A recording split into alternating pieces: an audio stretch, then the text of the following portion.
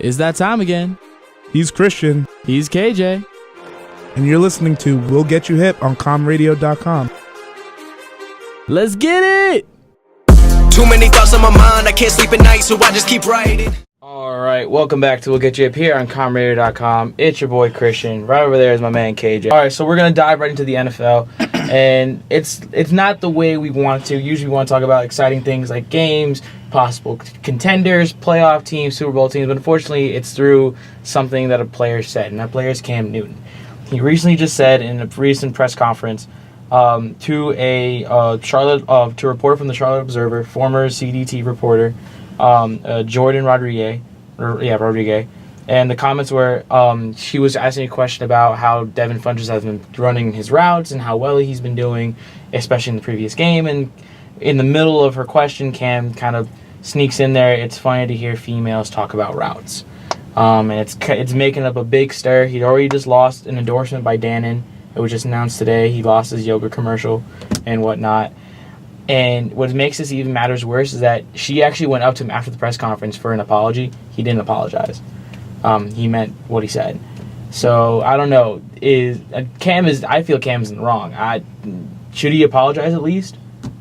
Yeah, Cam's in the wrong. He's totally in the wrong. There's no reason for him to say that. I mean, he said it's funny to hear a female talking about running routes as if a female doesn't know about. She covered Penn State football for a few years and was phenomenal. And professors around here and other students that worked with her had nothing but high praises for her. So if you work Penn State football and you do a good job as a journalist and now you're in the NFL, something tells me you know more than what a route is.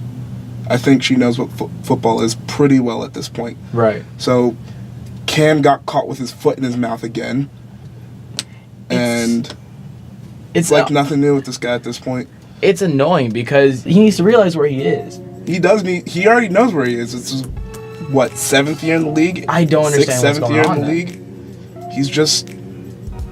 His ego's too big, and something about Cam is that controversy always surrounds this guy. Right. So he got in trouble in Florida, got kicked out of school then, had the pay-to-play scandal at Auburn with his dad, then was fine getting into the league, and then he had the Super Bowl interview thing. You remember when he didn't want to talk to anybody? Right. He was just sulking after the Super Bowl? Right. It's like, hey, you have an entire team of dudes that also lost the Super Bowl, but they're still talking. Mm-hmm. And now he has this.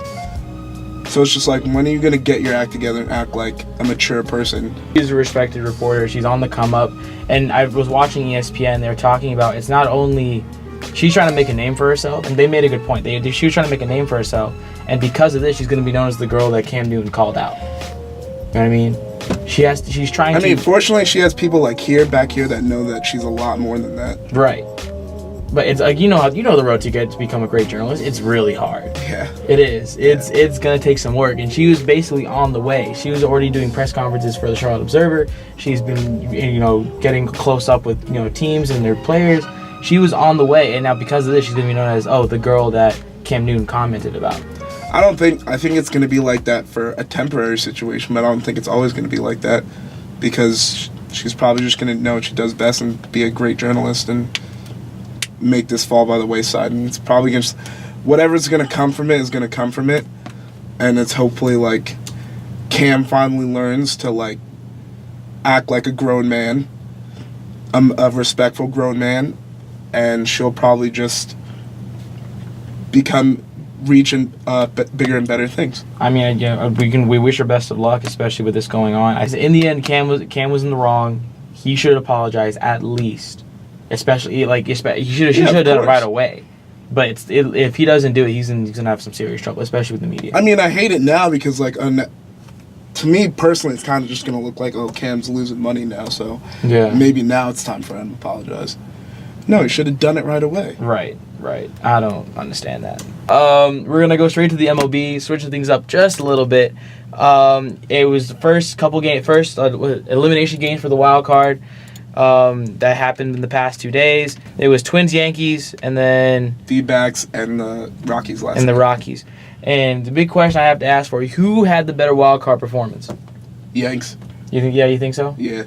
I gotta agree with you. The Yanks because I actually watched the D-backs game last night, and they played really well. They jumped out to a 6-0 lead. And they came back. And then they just let the Rockies keep on coming back and coming back. And then they just... D-backs just kept on having to put up runs, and the Rockies just kept coming back and coming back. And it got to the point where it's just like, I really felt like the D-backs did not deserve to win that game, because the Rockies were just playing that much harder. And, I mean, they end up winning, good for them, but then you turn to the Yanks, who were down 3-0 in, like, the first inning, and then Didi Gregorius, like, slaps a bomb to tie it up. And then Judge does what he does all the time, hits another one. Right. And then this is his first playoff game, and he just set Yankee Stadium on fire. So, yeah, I definitely got to give it to the Yanks, and they're riding high into the next series. I mean, I kind of agree with you. The Yankees did have more of a dominant win. Sure, the what's their names? The Twins kind of kept in there for the first couple innings, but eventually just Yankees kind of pulled away. I don't know. It's a little bit nerve-wracking just because you can see how vulnerable the D-backs could be. And they are playing against the Dodgers next. But then again, the D-backs have owned the Dodgers this whole season. No, but I want the Dodgers to win. Yeah, I want the Dodgers to really win. Turn it on, too. They have to. Because for a season that they have, it's like the Warriors. They have to finish it off. There's no way. Like, if not, it's just like a straight disappointment. Honestly, like, Kershaw wants a ring bad. Oh, I believe it. Like, he's pretty much won everything else except a ring. And, like, I think this is his best chance to do it. He has to. All right, so we're going to give a little bit of a prediction for the Red Sox and Astros game and the Yankees and Indians. Now, and just to throw out some stats, of course, Astros lead the regular season series 4-3. The Astros lead the MLB in runs, while the Red Sox are in 10th. Astros are second in home runs with 241, while the Red Sox are 27. And the Astros batting average is first with a 2.82 to the Red Sox's 13th 2.58, excuse me.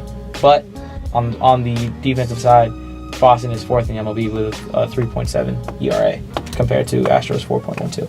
This is going to be like one of the best like playoff baseball series in recent memory. It's just like these matchups and these teams are so good. Right. It's going to be pretty even.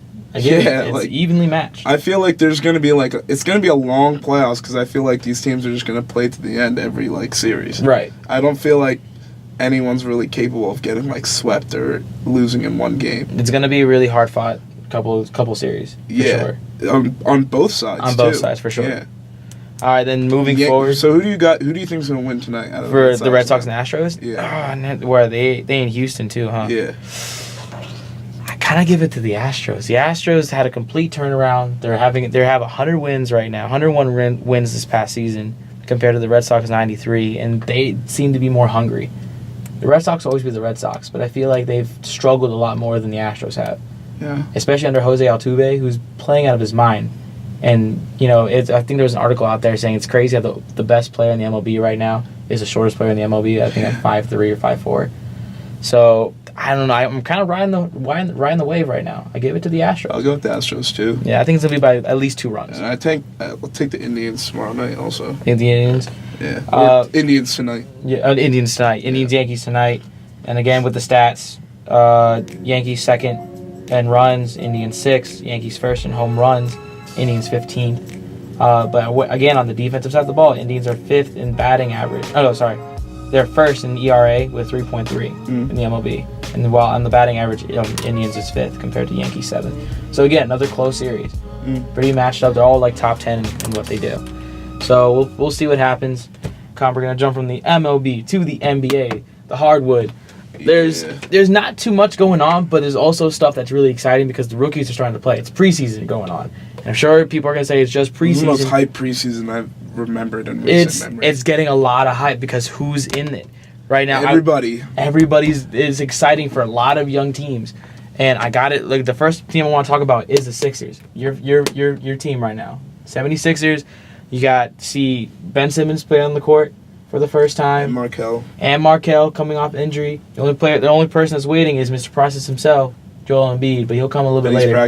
He's practicing. That means I give him a couple more weeks before he gets out on the hardwood. From what I watched in the highlights, and at least I watched some of the game, Ben Simmons looks really good. He's going to be a problem. He's going to be a problem. I don't know who you're going to guard him with. Like, Markel had a great outing as well. 9 assists. I think 9 points. He just looks dynamic, and it just looks like it's like they're flowing together. It's only one game, but like it just from the small preview, it looks like it's gonna work. And then like you have the giraffe waiting to come back. It's really exciting, especially like the way I thought they were gonna win at least like 30 games. With the way if they can play the way I saw them play with the fluidity and the vision and just the trust between all. They don't get hurt. And they don't get hurt. They can win at least 40 games. Yeah. At least 40 games, especially in this weak East. I'm not going to lie to you. There's a lot of good teams. There's some decent teams in the East, but the way the talent is working out between the Sixers team. That's a deep team. And don't forget they have JJ now. They do have JJ to even spread the floor. But they do have to make, in the future, next offseason, they have to make moves on the bench. That bench is not going to help you win games. The only reliable player is probably Covington and maybe Jay Bayless. That's it. I mean, yeah, but... And maybe Jaleel if he seems to pan out somehow. All right, speaking more to the other rookies, Lonzo also had his first outing, or first couple superstar. outings. He is playing really well. I think he had 9 assists, about maybe 12 points. A little weak on the shooting end. I think it was like 4 for 15 or something. But it looked like you could see people were flashing back to Showtime Lakers. Magic's all hype about it. We played one preseason game. Exactly, he played one preseason game. He's 19 years old. I know. That means that shows two things. One, there's potential. He's good, but he's not that good. I know, but like, it's the Lakers. Like, come on. Like, we just need to see something. Like, can we just like go? It's the Lakers. You always gotta hype up the Lakers, no matter what. I know. It's just like it's like any other like the Cowboys. They always hype themselves up before they go 16-10. I know. Or whatever, 6-10. You know? But at the same time, I'm just like, stop putting so much pressure on this kid. Like, that's the funny thing. He's actually handling it really well. I know, but like, he just doesn't care. He hasn't hit the season yet. This is what we're saying. What happens when they go through a 10-game losing streak during the season? Sure, we're gonna be like, all right. Like, you don't know about all these hypotheticals that like have a good chance of happening. I feel like there's enough cushion between the fans and the organization and Lonzo that he has leeway to mess up. He does. I guess. Sure, his expectations are high, but as long as he stays true to himself as a pure passer, and it does not try to win games for them the way he shouldn't, he should be fine. If he's getting around 10 assists a night, that I consider that a good rookie. Yeah. And he can get you maybe like 8 points. Right now, Penn State's away against Northwestern. Northwestern has won the last 2 meetings against them in 2014 and 2015. However, Penn State is 13-5 overall in the series. Does Northwestern have any type of shot to upset the Nittany Lions? I mean, yeah. Northwestern has always played Penn State tough, no matter what it is. So, I mean, it's just going to be another hard-nosed Big Ten matchup. I mean, I'm not taking Northwestern lightly. Yeah, I wouldn't either. Honestly, I feel it's going to come down to the defense. If the Penn State defense can hold their 9.4 points per game like they've been doing, with a sort of average this season for opponents, they can win this game pretty easily. But if let's just say it's a mishap and they happen to mess up, Northwestern averages about 30 points a game. It's going to become a shootout. And like I said, every week it's only going to get harder. It is. Like, I'm not really aware about Northwestern's defensive line, but I know 2 weeks from then, after this game, we play Michigan. That was Ohio State first. Ohio State probably has the best defensive line in the country. Our defense is playing super well, like I mentioned. And I still think they're getting underrated because, like, look what 26 is doing every week. Right. But then we have, like, one of the best defenses in the country. Right. Think about it. We've played, I think, 5 games? 5 games. And they've only let in 9.4. That's the average. That is 3 field goals. That is really, really good. Of course, that's going to go up a little bit when we play Michigan and Ohio State. Turnovers, too, and they're getting to the quarterback. Like, I don't see what the issue is. Think about it. They have allowed 161.8 passing yards and 127.4 rushing yards. That's a shutdown defense. That is good, and they're not getting enough love for it. And I feel like in the future, sure, this could be an offensive game for Penn State against Northwestern, but against Michigan and Ohio State, it's going to come down to that defense. Yeah. They're going to win the game for us. Right. Predictions. Who's going to be the key player of the game? I'm going to say Trace. Tracy's going to be the X factor? Tracy's going to have a game. He's going to have a game, or he's going to be up to him? No, he's going to have a game. I think he's going to, like, one of those 300-yard plus games, maybe 4 touchdowns. And then whatever trick Saquon wants to pull out for this week. For me, I think it's going to become on the defensive end, and I think Jason Cabinda is going to be the X factor for me. All right, you got a score? In my article, I wrote the preview article, I say 41-7 if the defense stands out. Say 35-17. All right, that kind of rounds things out. Thank you guys for listening. Remember, if you guys want to catch the highlights for the show, they're going to be up on YouTube by the end of this week. Sorry for talent sounding terrible, everybody. I'm sure I'll get better by next week. And follow the show's Twitter at GetHip_PSU. Throw a like, subscribe to our YouTube channel, comment to us. We want to get better. We want to make sure you guys will hear what we want to listen to. So thanks again. We see you guys next week, every Thursday from 5 to 6.